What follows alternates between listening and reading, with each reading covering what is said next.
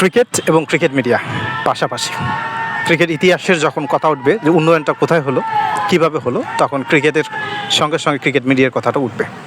বাংলাদেশের ক্রিকেট এবং cricket media সমান্তরালে এগিয়ে যাচ্ছে।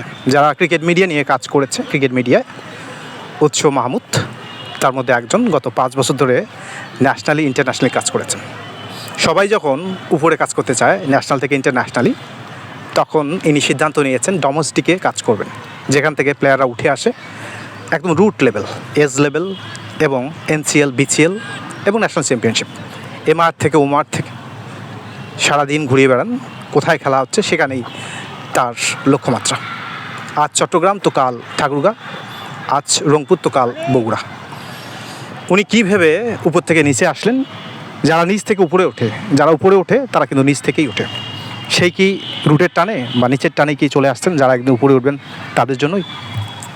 প্রথমত তো এত ভালো ইন্ট্রো তো আমিও দিতে পারি না, সো আপনার প্রশংসা করতে হয়। আর ডোমেস্টিকে আসার কারণ, মানে যদি একদম পেছন থেকে বলি, তাহলে আমি যখন অলরাউন্ডারে থাকতাম, অলরাউন্ডারেই চাকরি করতাম। সো আমরা খুব লাকি যে আমরা দেব চৌধুরীকে বস হিসেবে পাইছিলাম। আর নর্মালি হয় কি যে ডোমেস্টিকে আমরা অনেকেই কাভার করতে যাই, বাট সবসময় বলা হয়তো যে ভিউ হবে বা ভিউয়ের একটা প্রেশার সবসময় থাকে যে এমন স্টোরি করতে হবে যেটা অনেক মানুষ দেখবে ভাইয়া।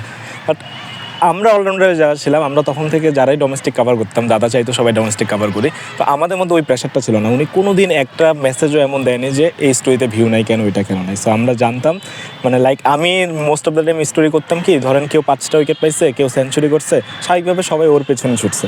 কিন্তু একটা ছেলে আছে যে হয়তো 70-75 রান করছে, ওই সেঞ্চুরি করা ব্যাটসম্যানের চাইতেও ভালো খেলছে। আমরা সেঞ্চুরি যে করলো, যে 5 উইকেট পেলো তার পিছনে ছুটতেছি, যে 70 করলো বা যে 2টা উইকেট পাইলো খুব ভালো বল করছে, ওর পেছনে ছুটতেছি না।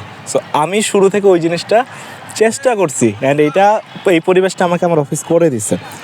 সো স্বাভাবিকভাবে আমাদের গ্রুমিংটা খুব ভালো মতো হয়েছে, অ্যান্ড ওই শুরু থেকে আমাদের ওই ভিউয়ের ব্যাপারটা মাথায় ছিল না। সো যখন আপনার মাথায় ভিউয়ের ব্যাপার থাকবে না, আপনার মাথায় আদার্স অনেক কিছু থাকবে না, যে মানুষকে দেখানো বা আদার্স থিং, তখন আপনার জন্য কাজ করাটা সহজ হয়ে যায়। আর ডোমেস্টিক করতে করতে এত ভালো লাগছে যে মনে হয়েছে যে মানে এখন মনে হয় যে আমার লক্ষ্যটা এরকম যে এখন যে ছেলেটা খেলতেছে 10 বছর পর হয়তো বাংলাদেশ অনেক বড় স্টার হবে।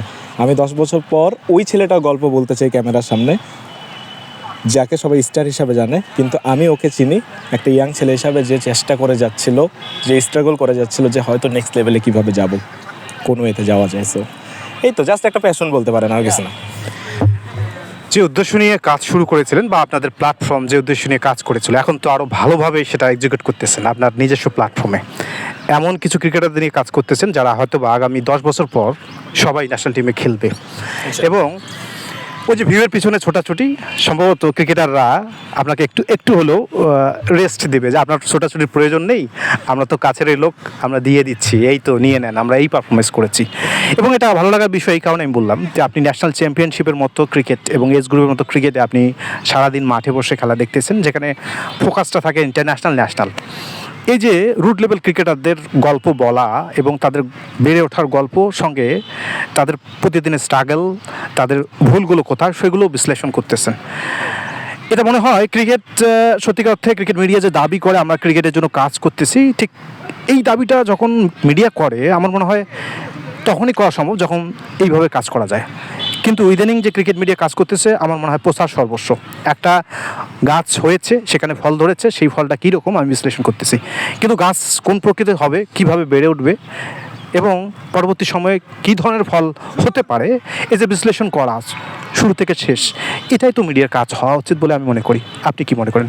অবশ্যই, মানে আমার কাছে একটা জিনিস সবসময় মনে হয় যে ঠিক আছে, মানে যেই টাইপ কন্টেন্ট আমরা এখন দেখি বা নিউজ দেখি, এটা নিয়ে আমার খুব বেশি হেডেক আছে এমনও না। আমি খুব বেশি, টু বি ভেরি অনেস্ট, এখন যখন থেকে আমি চাকরি করি না তখন থেকে আমি খুব বেশি নিউজও দেখি না, কন্টেন্টও দেখি না। আমার জাস্ট একটাই ফোকাস থাকে যে আমি কোথায় কোন খেলাটা হচ্ছে, ডোমেস্টিকের কে কোথায় কোন পারফরমেন্স করলো। এখন ব্যাপারটা এমন একটা অবস্থানে পৌঁছে গেছে যে আমি রংপুরে বসে আছি, কিন্তু আমি জানি খুলনায় কোন ছেলেটা কত রান করলো। আমার কাছে ওই আপডেটটা অটো এসে যায়, প্লেয়াররা জানে, নিজে থেকে জানে, ওদের স্কোর কার্ড পাঠায় কে কোথায় কেমন খেলতেছে না খেলতেছে। আমি ছুটে যাই, যেমন আমার সবসময় একটা লক্ষ্য থাকে। আমার কাছে মনে হয় যে মানে সাংবাদিকতার এই সেক্টরটা যারা ডোমেস্টিক নিয়ে কাজ করতে চায়, ওদের মানে এই প্যাশনটা থাকা উচিত যে ওরা সব ছেলেদের কাছে পৌঁছাবে, সব খেলাতে পৌঁছাবে। কারণ কোথায় কোন খেলা হচ্ছে, কীভাবে হচ্ছে, কোন ছেলেটা কীভাবে রান করলো।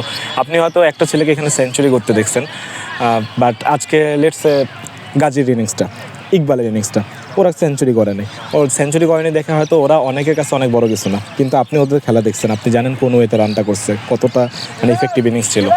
সো এই জিনিসগুলো আমার কাছে ইম্পর্টেন্ট। আমার কাছে মনে হয় যে সাংবাদিকতাটা ইদানিং ঢাকা কেন্দ্রিক হয়ে গেছে।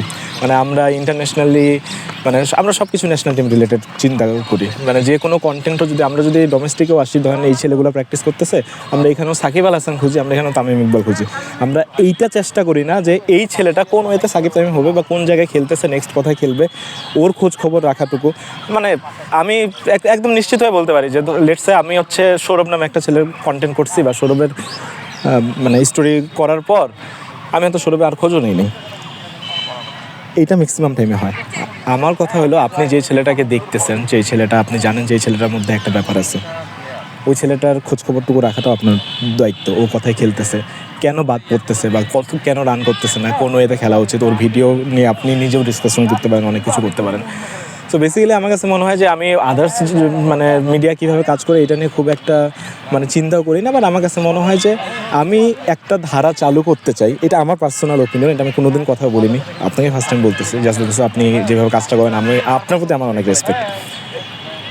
আমি 2-2.5 বছরের মধ্যে মানে একটা এমন ট্রেন্ড চালু করতে চাই যে বাংলাদেশের most of the cricket fan বলবে যে ক্রিকেট সাংবাদিকতাটা এইভাবে হওয়া উচিত, এরকম হওয়া উচিত। এমন না যে আমি ন্যাশনালি কাজ করব না, বাট আমি একদম ছোট্ট জায়গাটা থেকে যাইতে চাই। যে ছেলেটা হচ্ছে 16 বিভাগীয়টা খেললো, ওর 17 যখন খেলবে, ওয়াইসিএল যখন খেলবে, কেমন খেলতেছে 19 গেম, ওই ছেলেটা যখন এইচপিতে যাবে, ওই ছেলেটা ন্যাশনাল যাবে, আমি বেসিক্যালি এইভাবে আগাইতে চাই।